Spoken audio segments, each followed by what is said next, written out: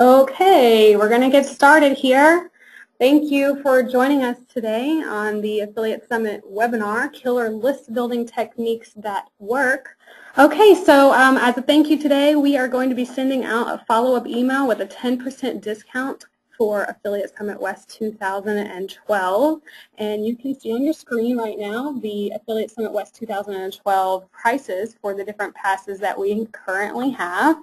And in addition to that, we also have a Platinum Scholarship Pass going on right now for the new affiliate marketers. So if you're new to affiliate marketing and you'd really like to come to Affiliate Summit West 2012, that's going to be in Las Vegas, Nevada at the Caesars Palace on January 8th through the 10th, 2012, then you should go to the link you see on bullet number 3 and enter by November 4th to win a Platinum Pass. The Platinum Pass is pretty cool because you're going to be able to get into all of the sessions Sunday, Monday, and Tuesday, and you're also going to be able to get these sessions via a link downloaded on your computer after the show is over. So if you're new to affiliate marketing and you'd really like to come to the show, I encourage you to enter by November 4th to try to win a Platinum Scholarship Pass.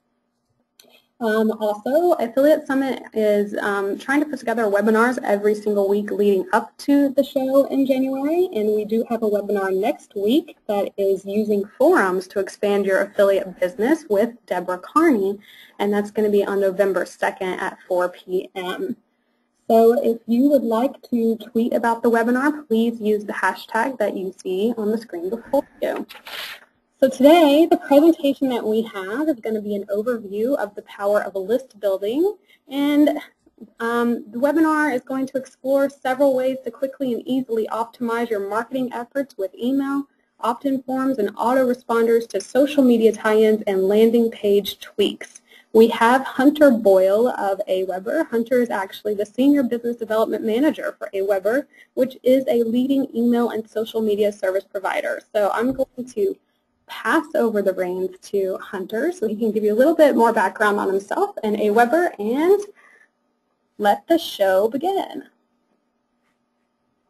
Terrific. Thank you very much, Mary. Let's just try and get the screen over here and see if we can pull this up. Get it underway. Is that coming up for everybody? Yes, it is. Okay, terrific. So as Mary mentioned, my name is Hunter Boyle. I'm the Senior Biz Dev Manager for AWeber. We're an email service provider. We also do social tie-ins. Some of you may be familiar with AWeber. We're very happy to have a good relationship with the Affiliate Summit folks. I'm really pleased to be here presenting to you guys and talking about list building techniques that work today in email and with social media tie-ins. So we're going to try and make this a very interactive webinar. As far as getting audience involvement, we're going to try and keep an eye on some questions. We have a couple of poll questions, and we'll try and streamline the content to make sure we're hitting the parts that you really want to know about and things that are most important to you. So what we're going to do now when we get started, and by the way, the first question coming in I think is probably about a copy of the presentation. Mary, I think we're making this available, and the audio recording will be available later, right? So attendees will get this afterwards, correct? Yes, immediately afterward I'll be posting it on the Affiliate Summit blog as well as our Affiliate Summit YouTube channel, and I will send a link out with the 10% discount code in an email to everybody who has joined the meeting as well today. Beautiful, beautiful. All right, great. Well, thanks. Then with that in mind, let's get it underway here, and I'll just give a very brief overview of myself. As Mary had mentioned, I work with AWeber, and some of you hopefully might be familiar with us in terms of email. We've had a great relationship with a lot of affiliates, and if you're looking for an affiliate program, I would certainly invite you to check us out. I've been doing email and content marketing since almost about as long as AWeber, which AWeber's been around since '98. I've been doing this since '99. Have worked on emails for Sales and Marketing Update, the Marketing Experiments Journal, some other newsletters, as well as other forms of digital and content marketing, SEO, PPC, a pretty broad range of multi-channel, and conversion rate optimization. So right now, taking all that kind of experience in what we've done with some of our customers here at AWeber, great examples that we've seen around the web. We're going to dive right into some ways that you can build your lists and look at how some of our customers have done that and how some other sites around the web have done that as well. So the three areas that we're going to focus on today are landing pages, autoresponders, and social media. There are obviously a lot of different directions that you can go in terms of building your list, but these are some of the most powerful. And what we're going to look at is a couple different types of landing pages. We're going to go through autoresponders briefly, and as I mentioned, we'll have some poll questions to find out what you guys are using, how you're using it, and if you're finding them effective. We'll look at some testing considerations. We'll look at some how-to examples. We even have a couple of cases with results. And then we'll look at social media and look at some of the ways that you can tie all this in together. So let's start it with landing pages. I'm going to assume that just about everyone on the call today is pretty familiar with landing pages and just some of the basics there and maybe some of the ins and outs of optimization. So if at any point you find I'm either going too fast or too slow, just feel free to let me know about pacing. And if I need to explain anything in more depth, we can kind of do that or save it for the Q&A period at the end. But right now we're going to talk about two main types of landing pages. And obviously there are a lot of ways that you can codify landing pages, but the way I'm breaking this out here today for list building purposes is kind of a before and after. So for the before landing pages, what we're really talking about is where people are first signing up for your list, right? And it doesn't need to be the traditional squeeze page that a lot of us might think about when we think of landing pages. It can be any page on your blog, any page that a visitor could get to from organic search results, from PPC, if you're doing it that way. If they get forwarded an email from a friend and they're not on your list already, what then becomes the first opt-in landing page for them is that page that they get in forward from a friend message, or even if it was just the email, an entire email forwarded directly. So these are kind of where we view the before landing pages. And in fact, that also includes areas that aren't really pages at all, such as a Lightbox sign up. We'll even look at some of those here. And that's basically the before section. The after section is what these visitors see after they sign up for your email. So typically that's a confirmation or a thank you page. You might have special offers posted on that page. You might have them promoted in the email that kicks back to them, whether it's a double opt-in confirm or just the single confirmation email that you get. Those are examples of kind of the after landing pages. So we'll be going through all of these and trying to see where you think you might be able to get the biggest advantage and get the biggest bump in building your list. And with that in mind, what I'd like to try and do really quickly is open up a quick audience poll based on those different types of pages. Let's see which ones you feel have the bigger opportunity for improvement. Which ones are you really hoping to find some ideas to try and optimize and try and grow your lists? We'll just take another couple seconds here to cast your vote, and then we'll close the poll and pop up the results. When we get to about 80%, 90%, we'll find our statistical significance. Great. All right, terrific. If you can see this here, I'll just hit share results really quickly.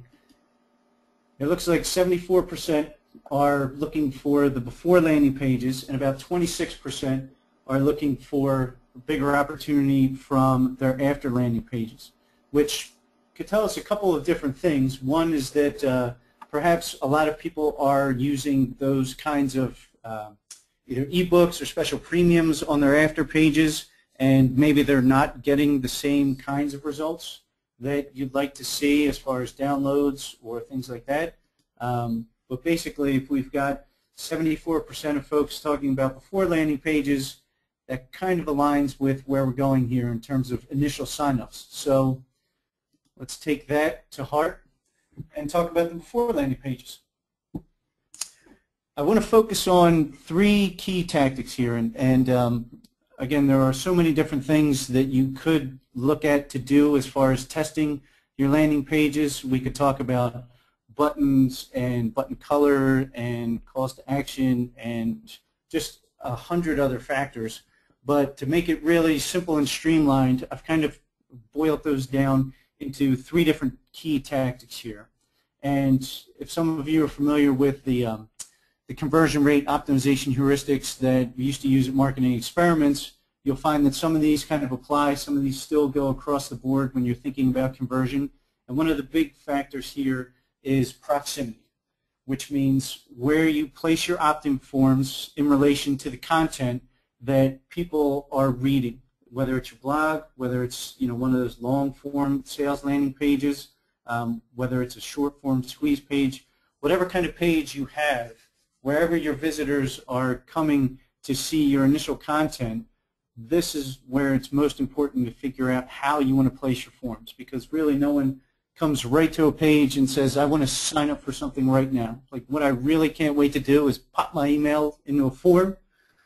So we have a couple of examples here that I want to look at, and this is a site. I don't know how many of you might or might not be familiar with Derek Halpern and the site socialtriggers.com. It's a really good site. There's actually a lot of great information there. He's doing a great job with the blog. Happy that he's one of our AWeber customers, because it was really nice to find some good examples here that you can see in terms of where forms are placed. So this screenshot here is kind of the header, the top part of the Social Triggers blog, right?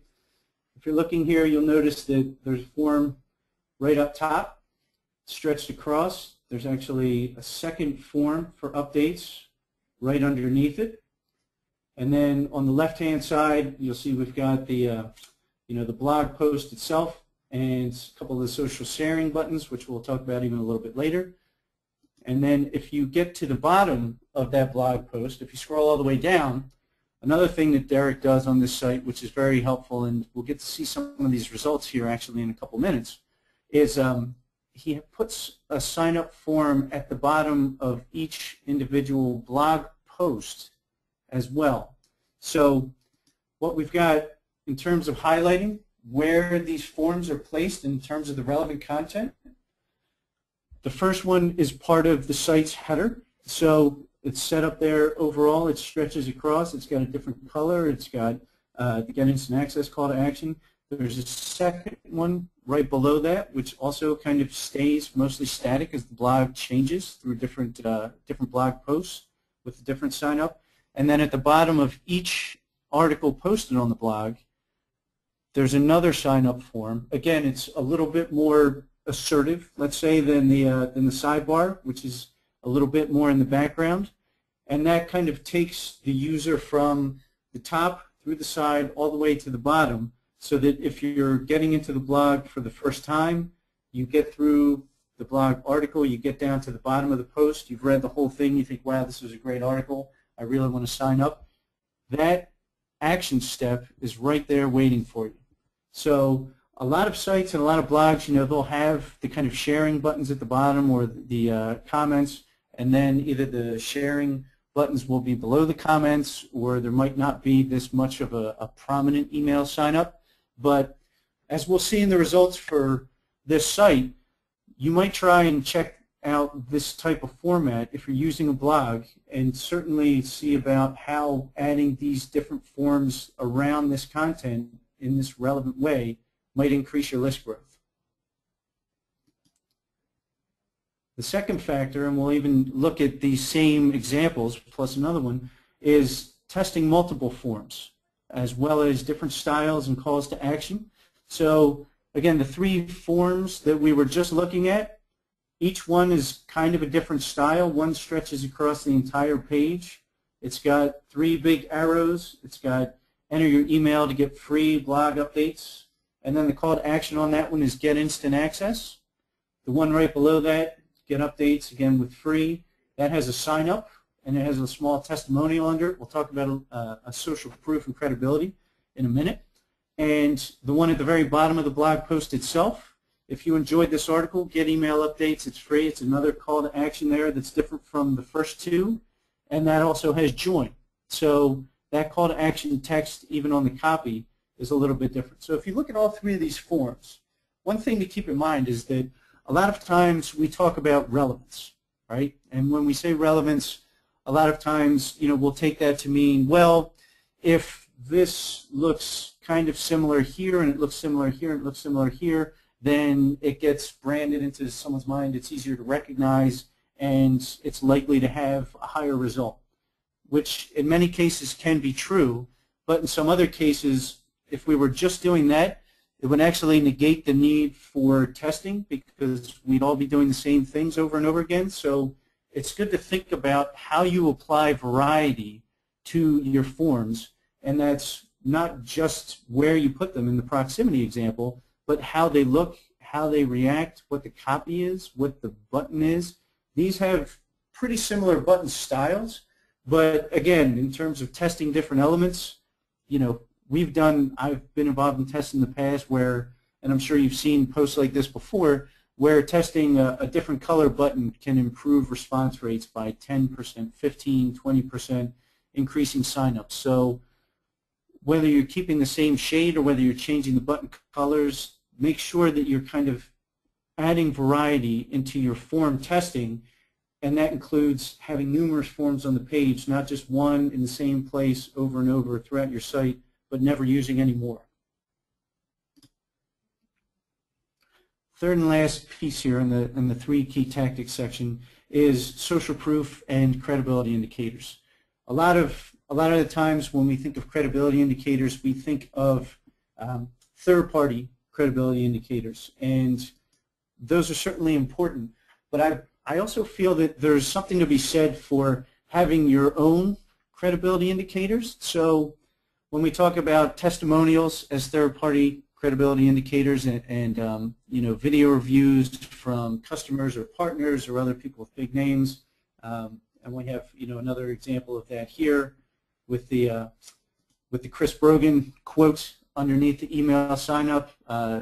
Chris Brogan, obviously extremely well known in social media circles, New York Times best-selling author. There's an aspect of your third-party credibility indicator. But on the left-hand side, one thing that I found was pretty interesting again about this site is that instead of having a separate about page where people need to go and figure out who's behind this blog, right? Derek puts his bio and his photo right down there. It's right near the other email sign-up that he has in the footer of this site. And I personally think this is terrific because, again, when you're signing up for an email, I mean, these days we're also inundated, and when we're kind of joining a list, if we find a blog that we like, it can be easy for a lot of people to just say, yeah, I want updates from this, or, yes, I'd like to receive this blog by email.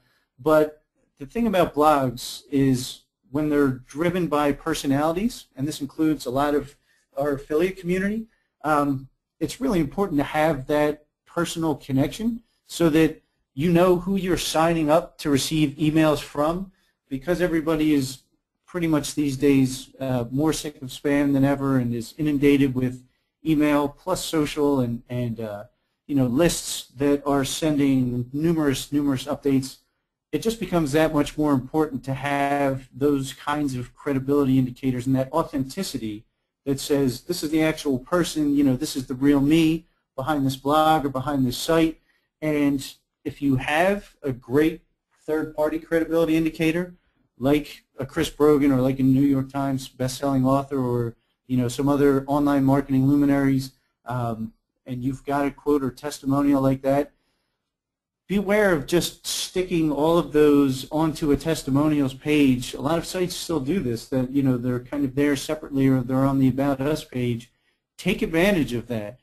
Take a quick line, a five-word line from a prominent person in your field, and put that right by the sign-up. See how that works. see how that recognition works. We're going to take a look at how these tactics actually worked for the site. And again, in terms of what conversion rate optimization heuristics we used to use at marketing experiments, they were a lot more scientific. I'm inclined to kind of scale this down a little bit and just take these three tactics and just put a quick formula together here with proximity plus variety plus authority equals results. In the case of social triggers, we can see that the RSS growth, which was that email sign up for the site that Derek has grown significantly in the past few months.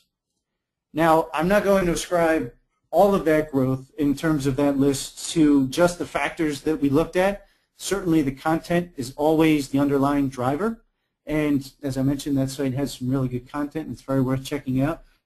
But if you think about it, the content is great in terms of putting your site visit numbers, in terms of your analytics for unique visits, traffic to the page, stuff like that, in this kind of chart with growth. But really, I think if you look at some of the things that we just reviewed and how those work around the content, you'll see that those were very key factors in driving the list signups.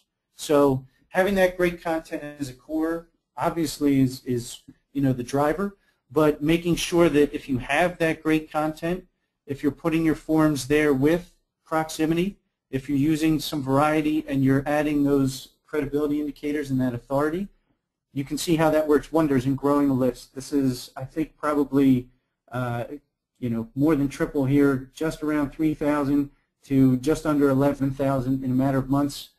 I'm not saying that everybody's going to get these numbers, but these are certainly factors to keep in mind and will help you try and get that same kind of growth for your list. Let's take another, whoops. Well, let's do this. Let's try and fast forward to where that should have been. Sorry, my mouse skipped it a little bit. After the results from Derek's site, we're going to take a look at one other example here for the growth. And of course that would just grab it 1 second there. Give me 1 second to try and fix this.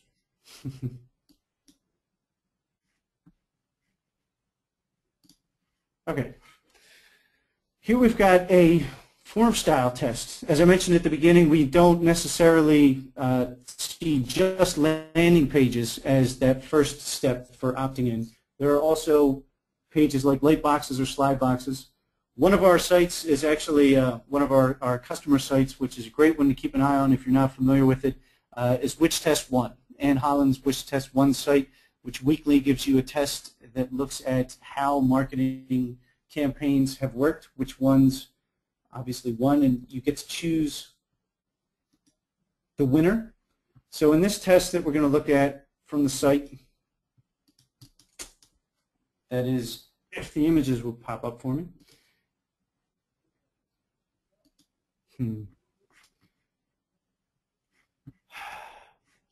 Well, let's see. If we can't see the site and the lightbox test itself, that's going to be a problem. Take one quick check here.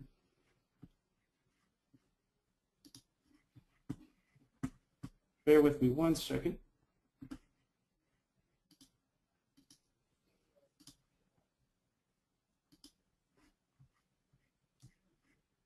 I kind of had a feeling that getting all the way through without any technical difficulties was going to be a lot to ask. So let's see. We'll just try and pull this blog post up and get back on track.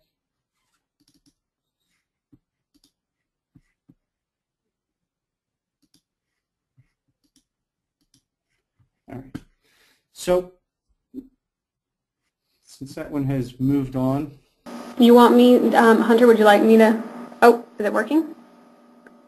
Yep, we just got it. So thanks everybody for sticking with me there. Sorry. So this form style test from Which Test 1 features a lightbox sign up And this was from CarrotLane.com, a jewelry site which used a lightbox style that most of you are probably very familiar with. In terms of email sign up, this form showed up after a site visitor viewed the 4th product, and they were cookied so that it would come up just once in their lifetime to run the test. They tested that lightbox against this slide box, which looks exactly the same, except that instead of using the grayed out background, it slides in from the right and operated the same way. When a customer looked at 4 products, it was triggered. This sign up came on board instead of the kind of light box where you see sometimes as soon as you hit a site. So it had a timer. And basically, the test between which style of light box or slide box won for signups, which one do you think, audience-wise, if you were viewing the site, which one do you think would have been the winner? Any guesses? Anyone want to use their comments field to try and guess which one of these got more? Slide, lightbox, the first, lightbox, lightbox. There you go. Salim, lightbox with 4 exclamation points. Absolutely. You guys are dead on. The results on this one, the lightbox form actually beat the slide box by about 59%. It got several more subscribers, and the reasons that a lot of people felt in taking away from the test on this were that, of course, the lightbox itself makes it even more focused on the sign-up, while the slide box sort of operates in the same principle. It's still a lot more distracting because it has those same page elements in the background competing for your attention. So if you think about it, this actually goes back to what we were talking about first as far as proximity. So having that form right in dead center of the page and graying out the content is a different style of proximity than using forms around your blog content, for example. And this slide box, which kind of came in, was a different type of proximity in that it was over top of the content, but it didn't gray it out. So it didn't streamline the user's attention and focus in the same way. And we can see what the results are there. So basically, just to kind of recap those 3 key tactics: proximity, when you're using your forms, making sure that it's around your relevant content. And if you don't have a blog, if you have a squeeze page, or if you have one of the long landing pages, you can test where those forms go, how far down the page or above the fold you might want to use them depending on your offer. Variety, testing multiple form styles and CTAs. We saw how that was working in the first example, having a different call to action so that maybe if there's one form at the top of your page and a different one at the bottom of your page, you don't just use sign up, sign up, sign up, or instant access. You mix it up a little bit. Authority, the social proof and credibility indicators. We saw some of those. I also think that the reason I include credibility indicators instead of just third-party credibility indicators is I feel like first-party credibility indicators, if that is a phrase, is really important today. So especially when you're looking to try and get new people into your list and users that you don't know, that they don't really have a whole lot of experience with your site, you definitely want to make sure that they know who you are and what they can expect to receive from you. And there's no better way to do that than just kind of giving them a little bit of a word of mouth type of bump, a little testimonial. So let's move on and talk about some of the after landing pages that we were talking about from the very beginning there. And by all means, please, if you do have some questions, keep throwing them in there. I'll try and pick out a couple of them while we go along and then see if there are ones that we can use later for the Q&A. Mary's going to keep an eye on them too. And I know that 74% of you were really interested in the before landing pages, so we'll kind of take this one and pick up the pace a little bit. There's one question here that just came in. It says, does AWeber offer light boxes from Zane? I hope I pronounced that right, Zane. Yes, we do.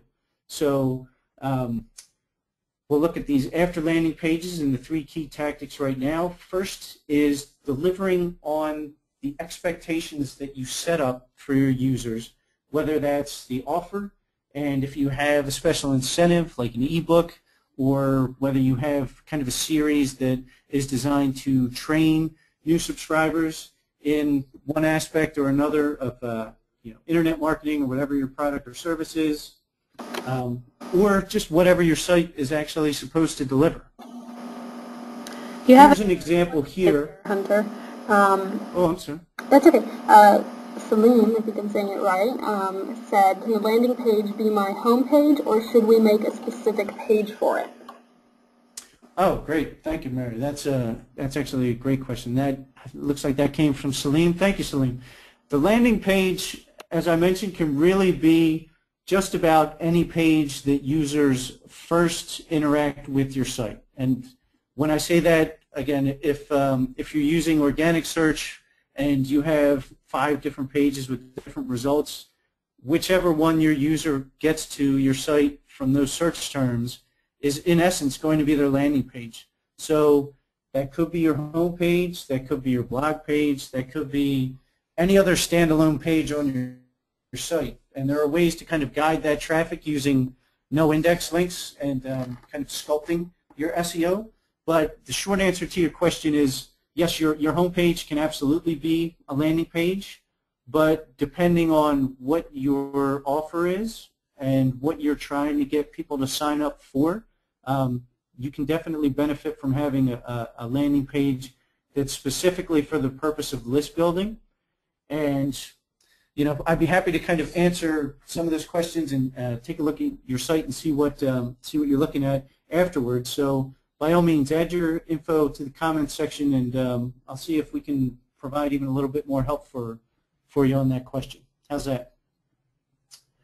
So moving along, we're going to look at this one site here, Mixergy.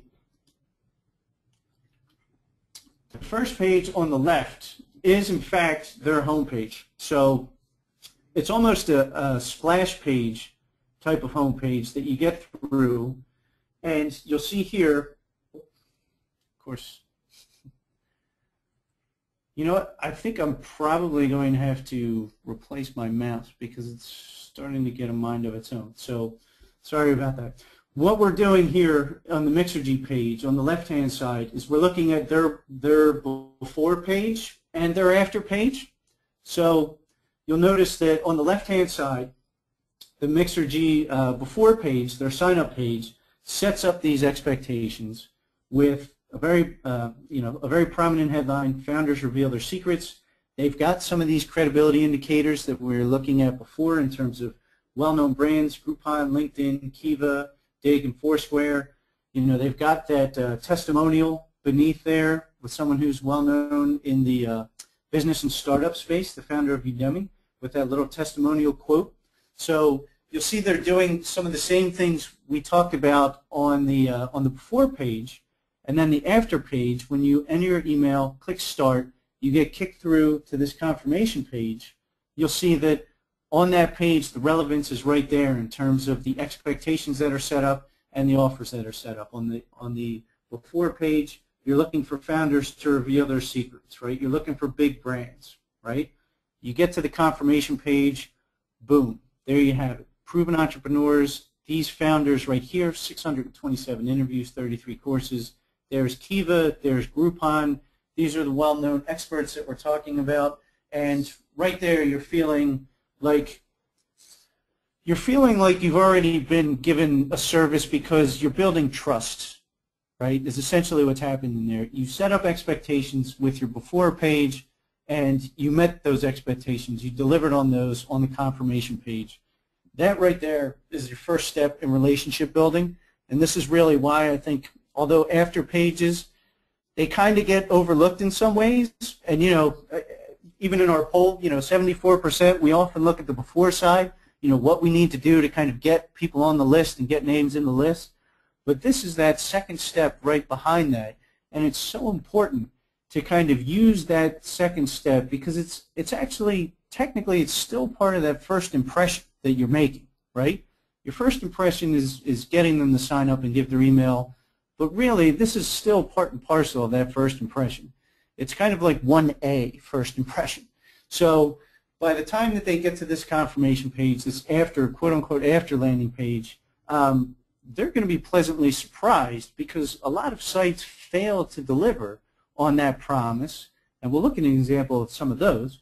But this really says, okay, you know, I signed up, I clicked through, I confirmed, here I am, I'm going to get a lot of value out of this, I'm ready to dig in right now. And what you've got when you do that is a super engaged subscriber. So sign up expectations and offers, you have to deliver on them. We'll take a look at another example here real quickly, and I'm not going to use my mouse anymore. I'm just going to use the forward keys. So here's another site that I think does a really nice job in kind of a three-way example here. So this, again, is our before page. This is where the sign-up bar happens on the site. After you sign up and submit your email, this is the confirmation page that you get, and this is the confirmation email that you get. And when you look at these three, you'll notice that it, again, has a lot of those things we talked about in terms of relevance. So you've got your logo up top with the 100 Best Buys 2011, the free guide. You've got that re-emphasized on the confirmation page. You've got it re-emphasized again in the confirmation email. You've got your download links right there. So you're giving the new signups a very clear call to action. You're delivering on what they were looking for. If they were really looking for the email, they're obviously getting that. If they really wanted this free guide, if the incentive was what drove them there, there's no sense trying to hide it. You put it right up front on the confirmation page and the email page. And then look at both of those confirmation pages, the page itself, the landing page, and then the email. You'll see that those bullet lists are emphasized on both. Savings and discounts, new item updates, sale and catalog previews, wine tasting invites. It sets it up so that you're reaffirming the keys to why you signed up, and if it was most of the incentive that got you there, they're emphasizing the benefits in two different areas to make sure that you get it, so that the email itself, the confirmation, isn't just a thank you, here's your download. It's kind of keeping that message consistent and pointing out the benefits that you're going to get from being a subscriber. There's also one other pretty cool thing that this confirmation page does. It's a little bit tricky. When you sign up, you get the download anyway. I mean, you get that link in your confirmation email, and you can see that right there. On their confirmation page, you'll notice that there's another form with first name, last name, address, city, state, and zip, which is all optional, but the way that it's designed, it actually looks very much like you might need to continue filling that out in order to get that Best Buys guide. So while you don't need to do that, there's a little bit of mystery there and a little bit of I don't know if sneaky is the right word, but they're blurring the lines a little bit and hoping that if you are someone who is engaged enough to offer that optional information, that additional info, that you can do that, and they'll get more information to make that even more relevant for you for segmenting purposes and for list purposes. So that, again, is something that you might consider if you're just asking for email address, or if you're just asking for name and email address. Using a confirmation page as a jumping off point for additional information is certainly an idea worth testing, and we'll talk about that in some of the testing considerations. The second key tactic, social media and email sharing. And this is something that you can do super quick, super easy. It really takes advantage of using the confirmation pages that you have or the confirmation emails, like we just saw some of those examples. Here's a great example from the Which Test One site, where after you sign up, your confirmation page looks like this. Now, what Ann Holland does with this confirmation page is actually kind of interesting. You see that instead of the Twitter and Facebook buttons on this one, there are links here to share via Outlook email, via Gmail, and via LinkedIn. And I think that part of the reason is because there's already a pretty decent following in the Facebook and Twitter community for this site, that this confirmation page is really designed to try and increase and augment some of those other lists that might not typically get the same level of attention, right? And because the sharing via email is still pretty popular as an option, it's one that you can certainly consider adding to your confirmation pages. We'll look at another example right here, which is from our own site. If you sign up for our email tips from our blog, again, we have a premium that talks about how to stand out in the inbox. So on our confirmation page, you'll see right up front, there's that premium, the 30-page ebook PDF. There are additional articles. There are more helpful marketing resources, links to webinars, other guides. And then at the bottom, we've got Facebook, and then we've got the Twitter. And the subscribe link is shareable as well. So like I said, this is something that you can really take and add these kinds of links to your confirmation pages. You can test a couple of different confirmation pages and see which ones get more clicks.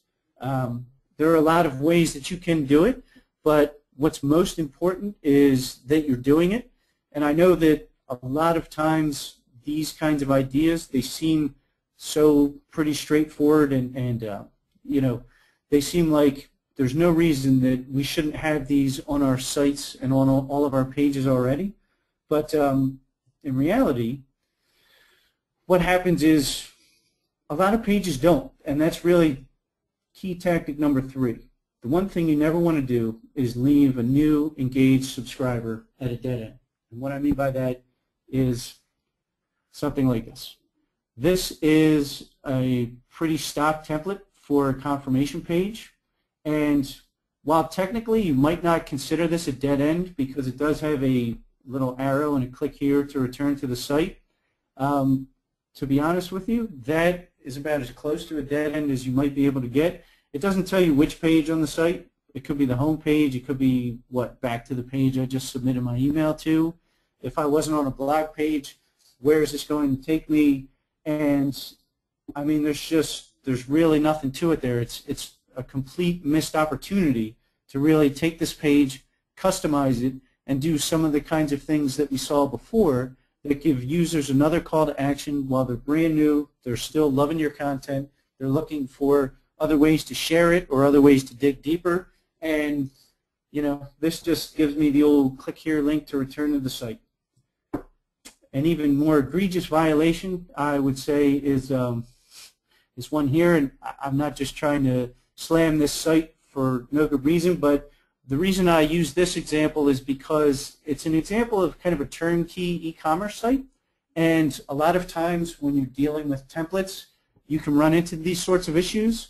So if you're using a site that kind of has templates or things set up, and you know, a confirmation page gives you something that looks like this, you're definitely going to want to spend some time and customize it so that what you end up with isn't that alert box that looks like I just did something wrong and then just tells me I've been added to the database of subscribers. Hunter, you have a couple more questions. Oh, great. Let's take them. You can see it says, is there a WordPress plugin or a Weber plugin for the refer your friends via email tool that you showed? Oh, thank you. That is a great question. Is that that's from Tim. Tim, we have a WordPress plugin right now that actually allows you to make it easy for blog users on your WordPress site to opt in to your list. What we're doing with sharing is actually, it's pretty timely, this question. We're releasing a couple of updates in just a couple of weeks, which I don't even know if I'm supposed to be talking about right now. But you will be able to see some of those kinds of WordPress sharing things. They're pretty cool. They're in beta right now, and I can't give you more details than that. Take my email address afterwards if you're using our WordPress plugin, and I'll make sure we've got kind of a heads up for you. But the short answer is, if I understand what you're asking about, yeah, that's kind of in the queue. So, and Mary, was there another question that we had, or? Somebody just said no sound, but I can hear you, so I'm not sure if that's on their end. But Okay. Somebody else also asked if we recorded the webinar, and they just want to let you know, yes, we are recording, and we will be posting a link on YouTube and on the Affiliate Summit blog as soon as we're done here, and I'll send an email out to everybody who participated today with the link. Great.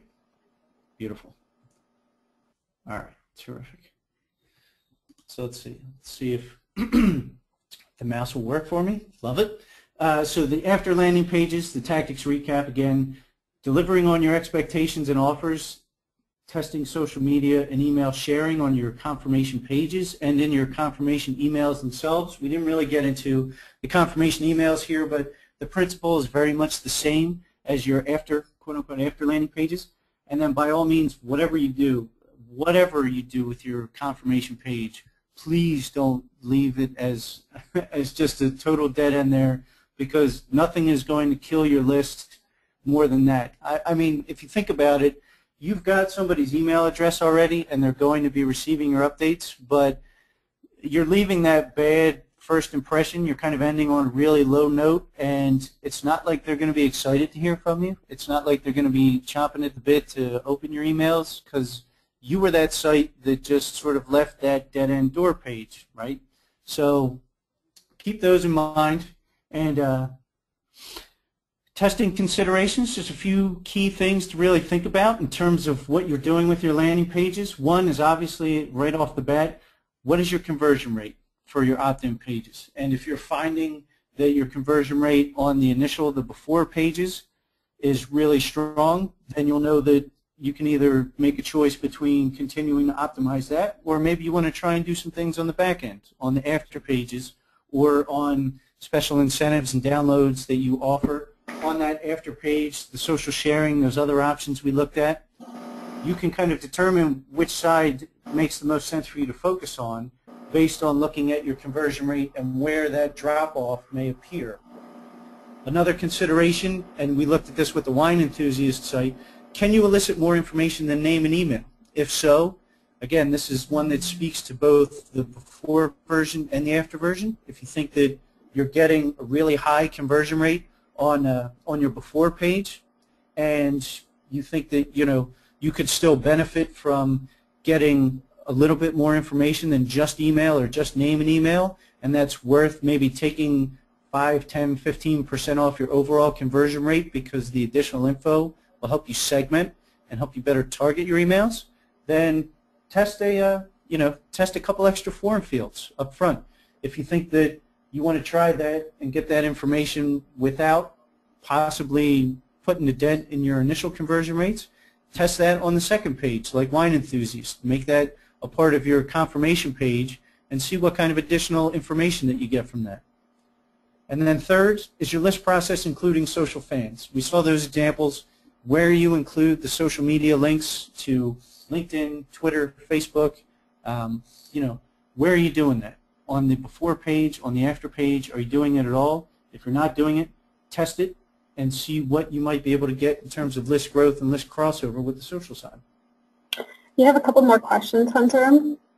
Okay. You go into the poll. Charlene asked you, can you make these customized landing pages and confirmation pages in Aweber? Aweber can give you very customizable opt-in forms. The pages that you put them in, it kind of depends on where you're posting them to your site, but you can kind of take widgets that we have and drop them into, I mentioned the WordPress plugin earlier. So if you have a WordPress blog, we make it really easy to kind of customize the WordPress form and make the designs match your site with templates. So yes, in essence, you very much can customize those opt-in forms to fit in with your site. And then the confirmation pages are customizable as well. You can determine where you send your list signups to, whether it's kind of the standardized confirmation page or whether it's to one that you create on your own. But either way, there's a lot of flexibility with both of those. So, yes. Okay, there's another question too. So, really quickly, just to... Did you hear me? Yeah, okay. Charlene, if you have any more questions, you can just... No, sorry, I lost you. Can you hear me now? Great. Yes. Okay. Now the next question is from Alex, and it says, does Aweber allow us to customize the default email footer to add social icons or recent blog posts?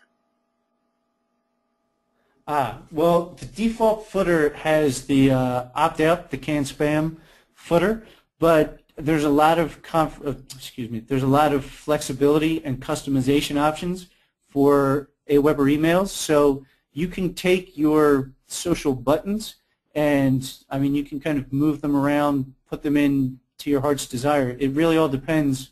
There's a lot of there's a lot of customization options. With HTML, you can do just about anything as long as the unsubscribe link and the canned spam requirements are still in the footer. I mean, those are pretty much standard, but where you choose to put your social links is really up to you. So there's a lot of flexibility there. Yes, you can put them down at the bottom, the top, the sides. We have different examples where they're all over the place. We kind of plug them right into our articles as well as into the email headers. So yes, you can pretty much put them just about anywhere, being mindful of the canned spam footer.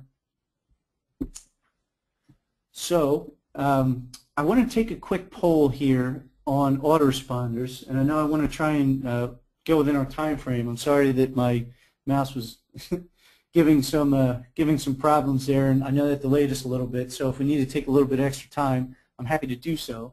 But the quick poll here on whether or not you're using an autoresponder. If you just want to let us know, yes, you're using one and it's working well. Yes, you're using an autoresponder, but it needs a little bit of help. No, you're not using an autoresponder, but you'd like to test it. Or no, it's just not really in your plans at all. That would be great. And it looks like the results coming in are, okay, pretty good. Some of you, it's working well. That's good to hear. Others of you are still looking for some help with it, and then some of you are looking to try and get started with autoresponders, so that's great. I'll just share these results real quickly so everybody can see them. It definitely looks like the bulk of our audience today here is looking for a little bit of additional help with autoresponders, and I definitely would love to hear from the 13% of you who are saying it's working well, especially if you happen to be using Aweber. I'd love to get a good case study and talk with you about what you're doing. So let's jump right in here and look at the keys to autoresponders. First thing that is really important to keep in mind for autoresponders, and again, I'll go on a little bit of an assumption here because you know, some of you are a large percentage of you are already using them, and then some of you aren't using them but want to test it, so you probably know what it is. It's a series of emails that, like the name indicates, are automatically generated and automatically sent. You kind of set them up in terms of the content and in terms of the timing, and you just kind of let them go. People sign up for your list and they receive these on a regular basis. So as differentiated from a newsletter or broadcast that you would send out on a regular basis where you're kind of doing each one, this is a series where you set it up and then let it go out. It's really great for training purposes. It's really great for, obviously, drip campaigns are really closely associated with these. Building relationships is really the key. I mean, it's the real reason that autoresponders kind of developed. Our company founder was working in sales and was really looking for a way to kind of automate the follow-up with prospects, and developed our system from an autoresponder to do just that. So that's really the autoresponder in a nutshell. It's building relationships, it's cultivating relationships, and using those kinds of automatic messages to help you with those relationships and those prospect to customer conversions that you just don't have the time to get to every day. So the great part about these as well is that your series can be as long or as short as needed. Obviously, there's kind of a minimum for an autoresponder. You don't just have 2 messages. So it can be 3, it can be 4, it can be 15 to 20. We'll look at a couple of examples, and they range from 5 to 7 to 20 to 30. Your engagement analytics, when I say engagement analytics, I mean your opens, your click rates, your forwards, and your bounce rates. Those are going to be able to guide you in terms of setting up your autoresponders as far as length, as far as when you might be seeing either drop-off or email fatigue from people who have been receiving the emails and maybe aren't finding the value, or if you're finding that people are converting at a slightly higher rate than you had anticipated, which could be those 13% of you who said it's working well, then you'll know that maybe you can start trying some things even differently. Maybe you shorten up the cycle, or maybe you change the offers. There are a lot of different things that you can test, but having those analytics for the engagement on your series will be beneficial in using this as a way to kind of get more subscribers and keep them longer. So let's take a look at one of my favorite examples. And we can't really play favorites with customers, but the Copyblogger site is one that I've been a fan of for a long time, coming from a copy and journalism background. There's just so much good information there on online marketing, and I'm just happy to recommend them to anybody in terms of a source for good information on how to improve your online marketing, from copy to just about everything else that really goes along with it. They do an excellent job with their autoresponder, and I hold this up as an example because it's one of my favorites, the way that it ties into the site, yet it does something a little bit differently. The Copyblogger site itself doesn't really sell, but they do have some monetization initiatives, right? So they have kind of WordPress themes, they have courses, and they have other types of things for sale beyond the site. What this autoresponder does here on the Internet Marketing for Smart People series is it kind of sets up a 20 email training series, and it's designed to kind of help you get the information that you're looking for, the content, on a regular basis, right? So I mentioned a training series and how those are beneficial for autoresponders because they're often relationship building. So this first one, the initial one, sets those expectations like we were talking about before. It says right off the bat, I want to talk a little bit about what this newsletter is and isn't. So it kind of gives you a first message to set the stage. It uses those call to action links, and then skip ahead a little bit to I believe this is one. I don't know what number this one is, if it's number 17 or 18. But right after the series has been engaging you for a little while, after you've had these in your inbox, you see the date goes from May 4th to August 1st. So I've been getting these for a couple months. There's a relationship there now, and there's a soft sell in this email. There's an offer. It's not a hard sell. It uses the credibility indicators, right? It has a special deal. It's not a very in-your-face, salesy kind of email. And by this point, I've gotten over a dozen emails from this course, from the Internet Marketing for Smart People, that they're providing me an offer right now or something that I would have to pay for. It doesn't feel like sales to me. It feels like an offer that's very relevant because it's come at a time when hopefully I'm looking for something like that, and I've built a relationship with them. Hunter, yes. Someone's asking if you can zoom in on the documents that you're showing because they're hard to read. I don't know if there's a way for you to do that or not. Let's see. I don't know if I can. I've got full screen going on here. I know that within the webinar itself, you'll see that down on the bottom right of the webinar screen, there's a 50% or whatever the percentage is on your screen with the little arrow. You can click that arrow and change it to 150 or whatever the percentage. That'll make it larger for you, so that might help. Janine, if that helps, let me know. Okay. Let me give that a shot. Well, let me... Yeah, I'll take a... does Aweber tie in with any CRM systems, or is there a recommended CRM to use that works with Aweber? That is a great question. Thanks for asking that one. We actually are very happy about just launching an integration with Connected not long ago, which is sort of a CRM for small businesses, or as they call it, CRM without the hassle. So we have a couple of very important integrations right now in the pipeline. If you're using Salesforce or Magento or some other ones, you can look for some big news on that very soon.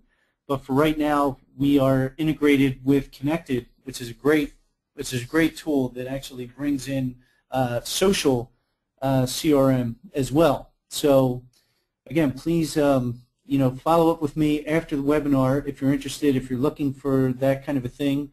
I'd be happy to follow up with you and give you some more detail on those. And just in the interest of making sure that we're still moving along, Mary, I'm going to try and breeze through this one pretty quickly and look at a couple of other autoresponder examples here. Just to wrap this up really quickly, the third email that you see here, the third example, after the series has sort of run its course, it ends with this survey kind of feedback email. Can you do me a favor? I'd love to find out how how the course is helping you to market and grow your business. Don't worry about a long, complicated answer. Just click reply and let me know the highlights. So it's not a 20-question survey. It's not a link to a poll, something like that. It's hit reply, give me your feedback, just a quick, simple thing.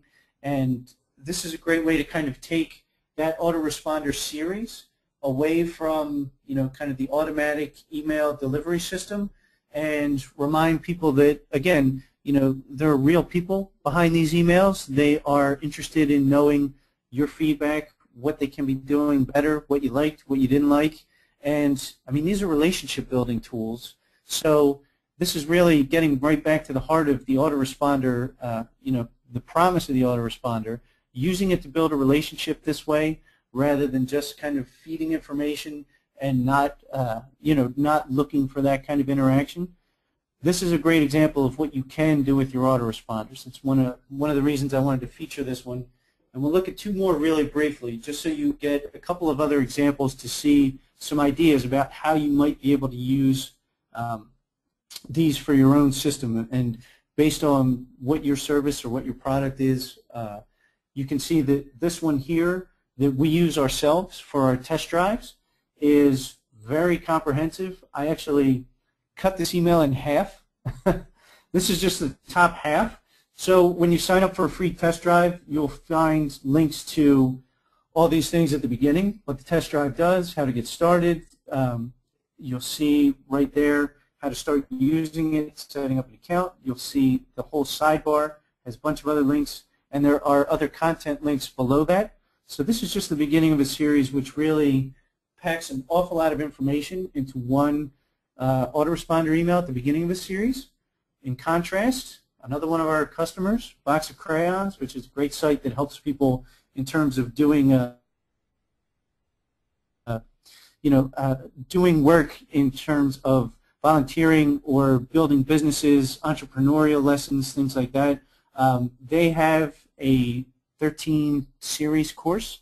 This is lesson number 12, and those are actually broken out into 1 and 2 parts, so the number of emails is actually longer. I think it comes out basically to about 20-something if you split them up along those lines.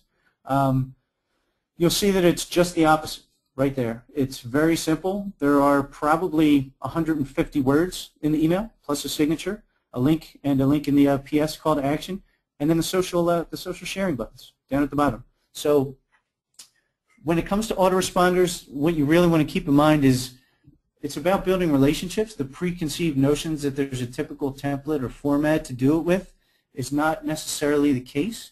You can use it for those training courses, for those in-depth, comprehensive emails like we have for our system, or the training series for Copyblogger, which mixes between short and long and rolls some offers into the middle.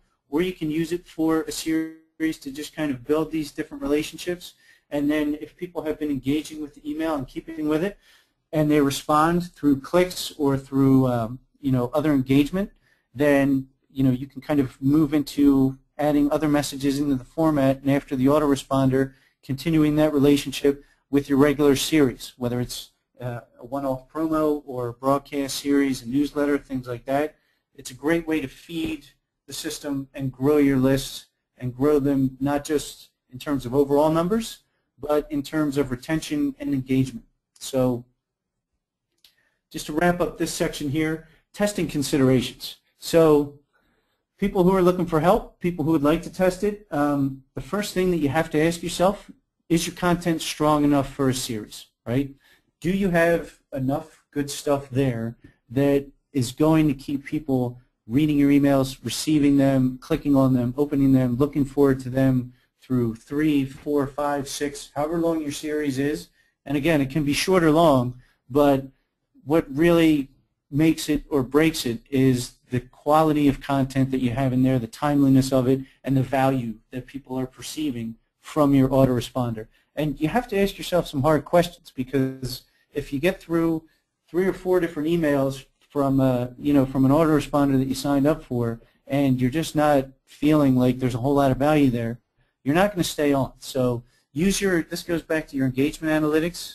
If you're using an autoresponder now and you're looking for help, see where people are dropping off and take a look at either your 3rd email or your 4th email. If you start to see a decline after that, think about how you would reshape that content. Maybe something in number 3 is really strong and it can be split out into 4 and 5. Or maybe you don't need a 7 email series. Maybe you can compress it and put everything you need to in 5 and then move people on your other email list.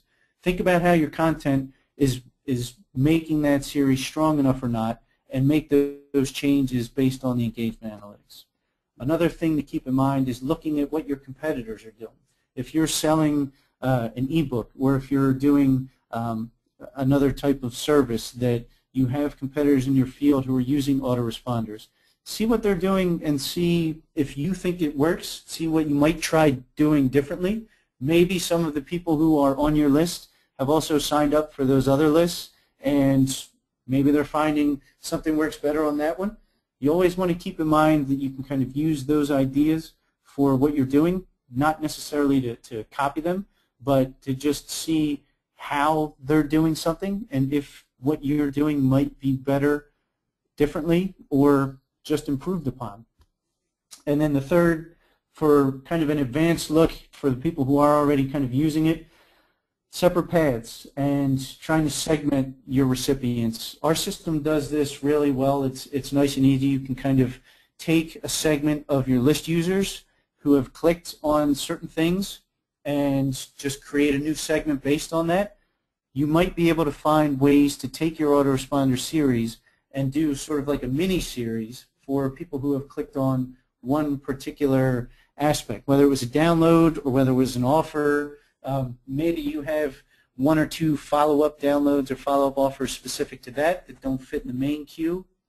There are a lot of different ways that you can go with it, but taking those analytics again and using segmentation to make it even more relevant is one thing that can really help that autoresponder series. And if you're growing your autoresponder retention, then you're growing your list because you're reducing churn. So those are a couple of testing considerations to keep in mind. And with that said, we're going to just try and move on really quickly to social media. And real quickly, as far as audience and pacing, how are we doing so far? I mean, we're going a little bit past 2, so I want to be cognizant of everybody's time. I want to try and get through this quickly, but make sure that you're still getting some value out of what we're talking about. So, are we doing okay on time? Do we have another 5-10 minutes to just kind of push through this last section? Just use your comments. Yep. Okay, great. 5. Go for it. Sure. All right, great. Thanks, everybody. We'll go right through here, and we'll make this part pretty quick. Big challenge for you in terms of social media: generating more Facebook fans, generating more Twitter followers, or all of the above. And obviously, there's more to social media than just those sites, but for the purposes of what we're talking about here today, I figured it's just best to focus on the big 2. So it looks like we've got a lot of people looking at 2 of these, which is great because these are we're all thinking along the same way. I'm going to close this here and then just share the results. It looks like we're all thinking more or less along the same lines. Facebook fans and all the above. I mean, these are great. Twitter itself, obviously it's important, as we see from all the above, but Facebook still carries a nice piece of weight just based on the user base it has. So we'll look at a couple of those. The key tactics for social media and for list growth, right? I hear all the time about is email dead, social, this, that, and it's not. You're all here listening, it's not too, but a lot of times, we see things as far as how to use social, how to grow social, how to grow social. Well, you should really be using it to complement your email and your RSS list, not to overshadow them or replace them. And going back to our very first example, the social triggers, the RSS email list, you notice that it went from about 3,000 to almost 11,000, right? So what it would take to grow that same kind of list on Twitter or on Facebook is a very different animal. It just is. So thinking about email and RSS in the same kind of framework as social rather than thinking about them as completely separate, I find is the first step in terms of keeping those lists integrated in a way that they're all growing and they're all kind of cross-promoting each other or cross-feeding each other.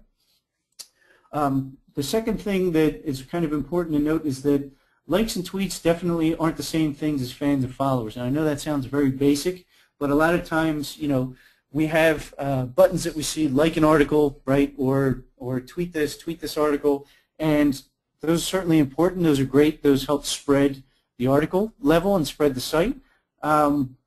But are those people necessarily going to keep seeing those articles come through in the same way they would if they became a Twitter follower, or excuse me, a Facebook fan or a Twitter follower?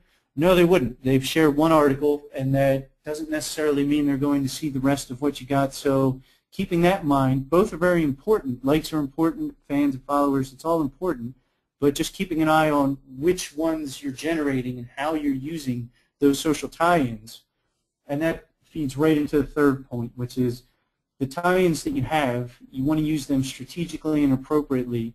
You don't just want to plug in the social chiclets here and there around, you know, this article. While that's obviously a good practice and it's good to do, it's oftentimes where a lot of sites kind of stop. You know, they end at that point, and if they find that they're generating a lot of likes, but their Facebook fan base isn't really growing, you know, they kind of look around and go, well, you know, how come we're not getting more fans? We've got all these likes. Well, you have to make sure that what you're using as far as the social tie-ins makes sense to get both based on what you're looking for. So, and we'll look at a couple of examples of that.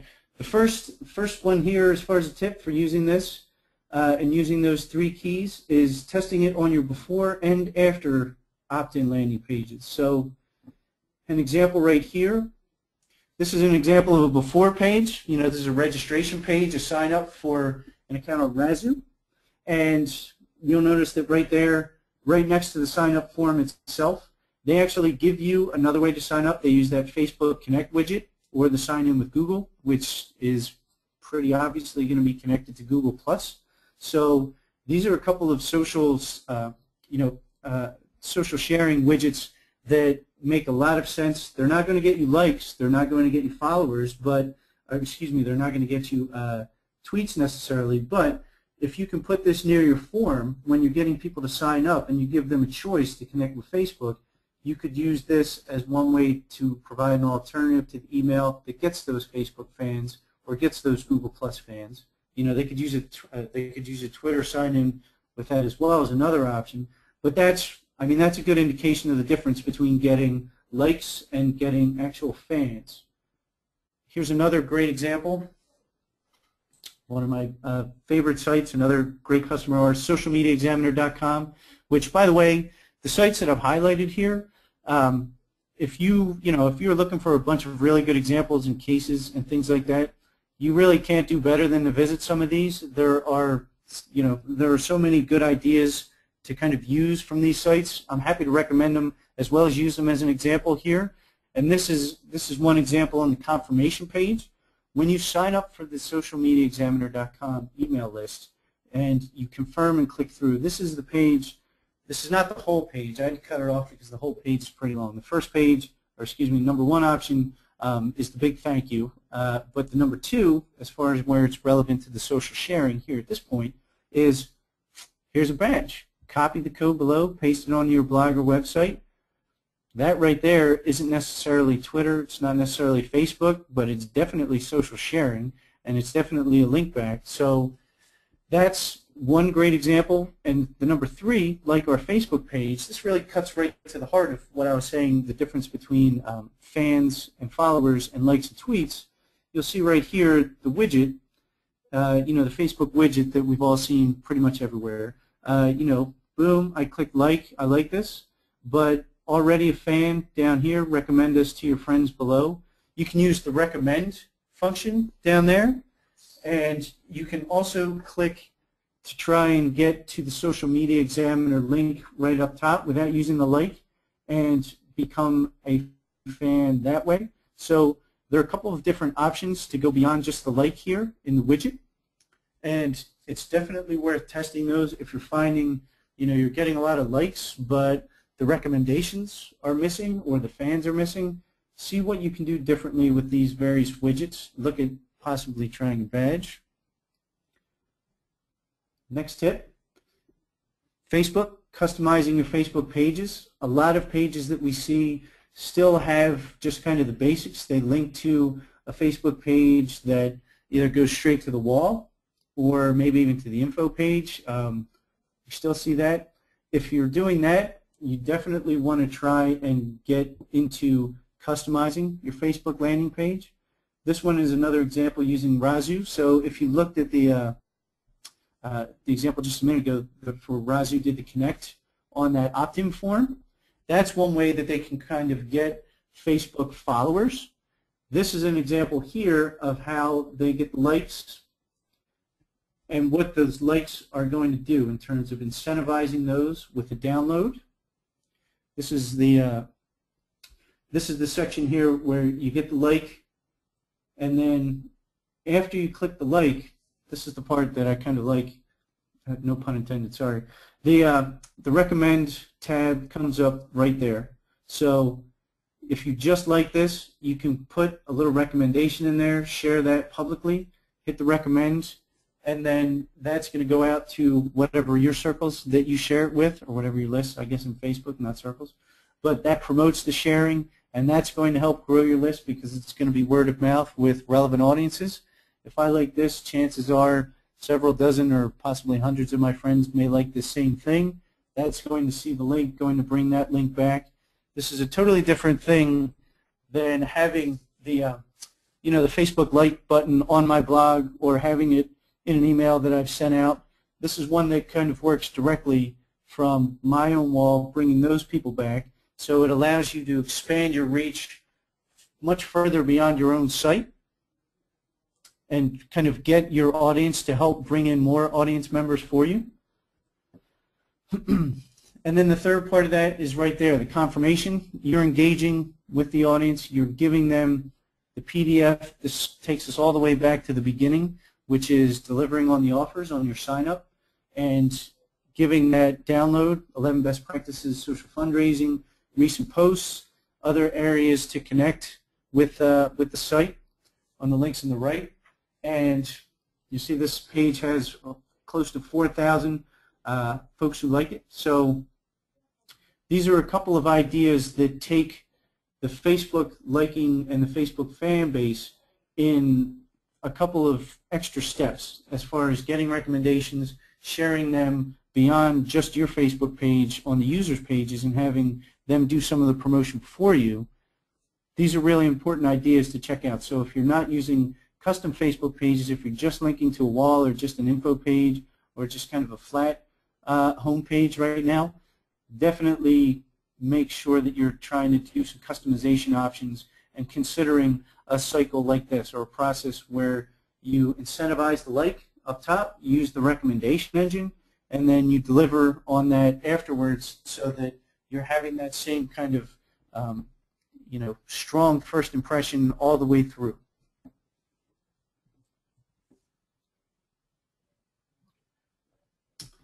Testing considerations as we wrap this up on social media. Right here, the first one, think about how you're sharing articles at the article level versus an entire email. And what I mean by that is when we see a lot of emails that have those social sharing buttons up top, you'll see the Facebook and Twitter links in the top of those, and those will often go right to the entire email. A lot of times what we found is that it's more effective for people to use those sharing buttons at the article level. So if you have an email newsletter, let's say, and you have 3 different articles in it, if you put those social sharing buttons or those like or retweet buttons right into the articles themselves, they're actually oftentimes a lot more likely to get shared. HubSpot is another example of a site that does really well with this, and I don't have an email to pull up for you right now, but if you get their emails, you'll see one thing that they've started doing lately is they're using a lot of emails from their blog with the tweet this link right at the end of a small piece of information. So they had one today which was about 101 ways to tell if you're an inbound marketer. And at the end of each one-line sentence, there was a little tweet this link so that you could tweet individually. Now, if you're putting that together yourself, that might be a huge headache, but it's a pretty good example of not just getting tweets, but the kind of shareable content that's really good that sometimes we refer to as link bait. Point being, again, an email or a link at the top which just said tweet this email probably could have gotten some response, but while these individual tips were there with the tweet this link, you're going to probably see a lot of engagement for people on their individual favorites. Like one or two that really stood out, made them laugh or whatever. Think about how you're sharing your articles or your emails or your content and your social shares, and if you've just been doing it one way or the other way, try and mix it up a little bit and test trying it for a different approach. Again, we talked a little bit about some of the other social sites that are out there. Obviously, Facebook and YouTube Facebook and Twitter are two of the biggest ones, but we looked at the LinkedIn example on which test won. We actually did a lot of tests with marketing experiments in the LinkedIn group, and the way that you can do some things with email there, if it's appropriate to what you do, is a very, very big area of potential. YouTube, Tumblr, again, depending on what you're doing, you can be using video, you can be using Tumblr sites as well as WordPress in complementary ways and testing social aspects there.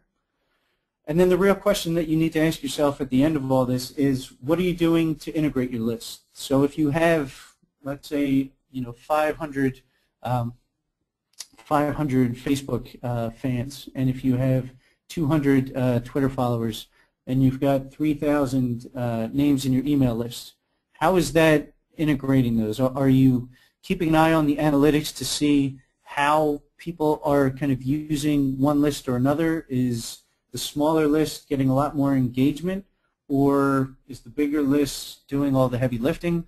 How can you integrate those using the article level, the entire email level, these other sites? What are some of the things that are going to kind of keep those audiences entertained and maybe drawing closer together, so that while you may be using Facebook or Twitter for separate reasons than you're using your email, and I'm not suggesting that you just use email or your social channels as a way to repost each other, but looking at how those channels interact and finding ways to kind of work with them a little bit differently is a very important part of testing your social media side and looking for list growth opportunities there. So we covered an awful lot. I would try and do a quick wrap-up, but again, the presentation is going to be available. Hopefully we'll cut out some of the technical difficulties in the in the recording. And I'm happy to answer any of those questions specifically that were posed, because I think we're probably out of time for Q&A. But by all means, find me on Twitter at Hunter Boyle and email me, hunterb@aweber.com, and send your questions. I'll be happy to try and answer any of those individually. And we'll probably try and do a blog post if we get enough of them and get some good Q&A so that we can answer everybody's questions that we didn't have time for today. So definitely also check out the AWeber blog, which has an awful lot of tips and some things that are probably going to be relevant. And then join me at the Affiliate Summit West in Vegas. All right, thank you, everybody. Have a good day. I'll be posting the webinar soon. Thanks, Mary. Thanks, everyone, for joining us.